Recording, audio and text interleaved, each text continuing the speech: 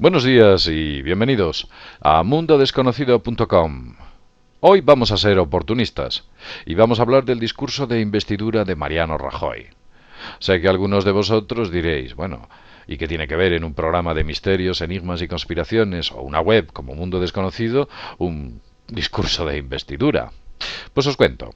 Al final, y después de mucho tiempo, me he dado cuenta de que existe una especie de telaraña dentro de los campos del misterio, una especie de campos unificados del misterio, donde ciertas cuestiones que parecen inconexas, pues tienen una gran conexión. Y al final todo esto nos afecta a nuestra vida diaria, a usted y por supuesto a mí. Es curioso que en el discurso que Mariano Rajoy, el próximo presidente del Estado español, ha dado, haya hecho una mención de una proclama perteneciente a una logia masónica, cuando él dice la libertad, la igualdad, la justicia y la solidaridad es sencillamente lo que se decía en el siglo XIX por parte de la gran logia francesa cuando hablaba de liberté, égalité, fraternité. Libertad, igualdad y fraternidad, porque utiliza un eslogan de hace 200 años, atribuido a la masonería. Algunos diréis, bueno, es que lo coge de la Constitución. ¿Y por qué coge ese trozo de la Constitución? ¿Por qué lo incluye dentro de su discurso político? Posteriormente hace un sombrío balance de nuestra situación actual. Si la cosa está mal, él la pone peor. Y nos dice que a efectos de económicos y de empleo, la cosa está fatal. Ay, no se equivoca, ha acertado de lleno. Señor Rajoy, usted ha cogido la patata caliente y a lo mejor la deja al rojo vivo, pero continuemos hablando de lo que dice el señor Rajoy. Este es el punto donde dice que hace referencia a una serie de pasos a seguir. Dice que va a aplicar una especie de austeridad en la administración para cumplir la reforma de la Constitución y por ello, desde luego, poder pagar a los usureros internacionales que nos han metido en esta enorme crisis. Esto último no lo dice, es de mi cosecha. También dice que pretende, como segundo punto, habla de una especie de saneamiento de los activos tóxicos de la banca. Sí, esos activos que nadie conoce, que están ahí metidos, esa especie de bienes que la banca tiene, como son pisos, viviendas, locales, etcétera, y que desde luego se han devaluado y son un duro lastre para la banca. Bueno, pues dice que va a hacer una especie de reforma, seguramente para ayudar a sus amigos los banqueros, que al final son los que han financiado las campañas electorales, entre otros. Pero continúo. Veréis, reformará el sector público y a posteriori o después os voy a explicar cómo va a reformar el sector público. El sector público es aquellos servicios que los ciudadanos reciben por parte del Estado. Y detrás de esos servicios pues hay hombres, mujeres, personas, al fin y al cabo. También habla de lo que él llama la flexibilidad laboral. La flexibilidad laboral es trabajar cuando te dicen que tienes que trabajar y quedarte en casa cuando no hay trabajo.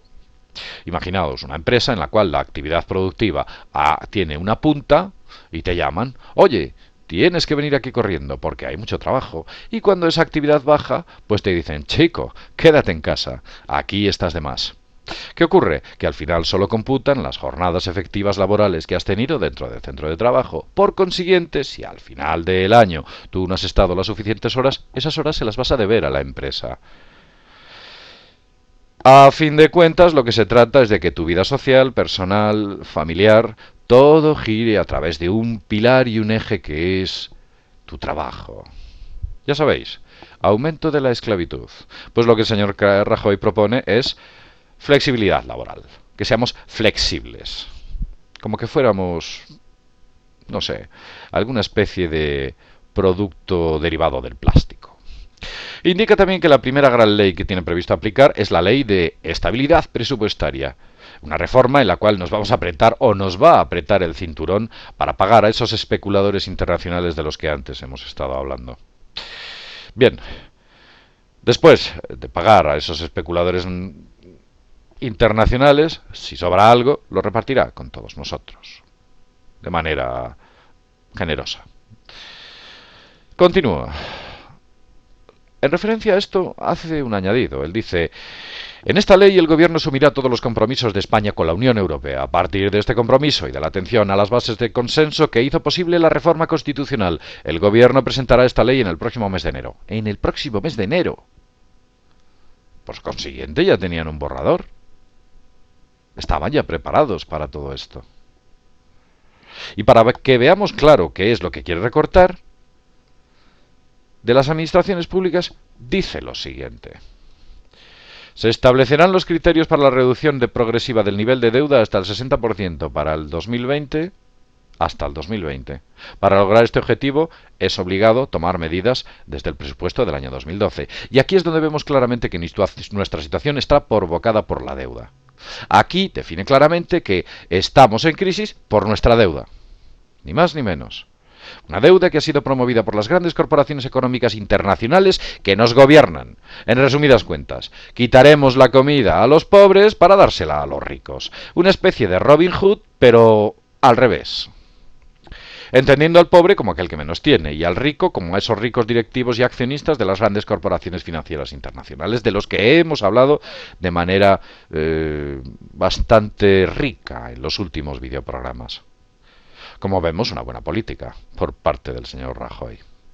Si bien es cierto que añade diciendo que no pretende hacer que este esfuerzo recaiga sobre los ciudadanos.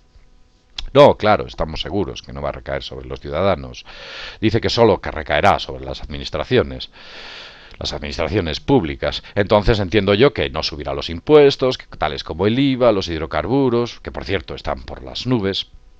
Y yo me pregunto, ¿cómo pretende hacerlo? Tal vez privatizando todos los sectores que quedan dentro del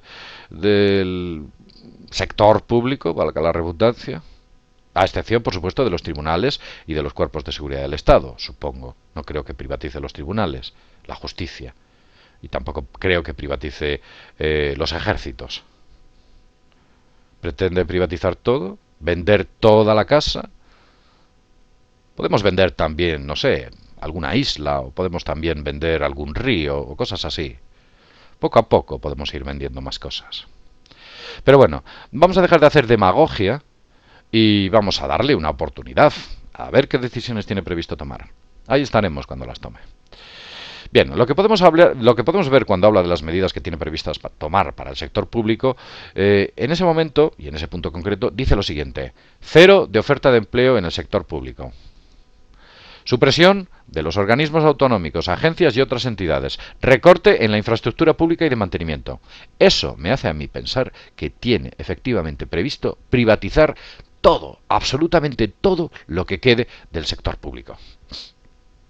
Incluyendo aquella parte del sector público que nos está dando beneficios. Luego, beneficios económicos. En realidad, los beneficios sociales es lo único que debería dar el sector público. Un sector público tiene que ser, por entendimiento y por lógica, deficitario, porque da un servicio público. Le tiene que costar dinero al Estado. Un sector público no puede financiarse. No. La financiación de un sector público y su premio es el servicio al ciudadano. Vamos a dejar este tema. Luego habla sobre los llamados sistemas financieros, que es otra forma de hablar de los bancos. Habla del problema de los pisos intervenidos por la banca, las enormes agencias de venta de pisos en los que se han convertido los bancos, y pretende dar una solución recalificando sus activos, vender dichas viviendas. En resumidas cuentas, va a echar una mano a los bancos, a vender las viviendas provenientes de sus desahucios y de las intervenciones. Echar una mano a sus amigos, los banqueros, para sacarles del atolladero. Buen rollito. Más fusiones de bancos, con lo cual se implica que la deducción de las plantillas será inminente. Recordemos que cuando dos bancos se fusionan, 1 más 1 no son 2, es 1,5, sobre todo a efectos de plantilla. Habrá, por supuesto, al haber fusiones, más posibilidades de ser adquiridos por grandes corporaciones financieras internacionales. Todo esto, y ligado al anterior, dice lo siguiente: recuperaremos la reducción del IRPF por inversión de la vivienda habitual. Recordemos que el Partido Socialista, el PSOE, en la anterior legislatura retiró la ayuda a la vivienda por inversión, la primera vivienda habitual, la retiró cuando con una serie de características concretas. Entonces lo que pretende el PP, o pretende Mariano Rajoy, es activar esa reducción nuevamente como era en el pasado. Es una buena medida, pero claramente va encaminada a animar la compra de viviendas y por ende a sacar las que tienen los bancos intervenidas desde este modo, o de este modo dar la liquidez suficiente a los mismos. Es muy fácil. Fomenta la venta de vivienda, la compra de viviendas, y de ese modo se sacan todas esas viviendas los bancos.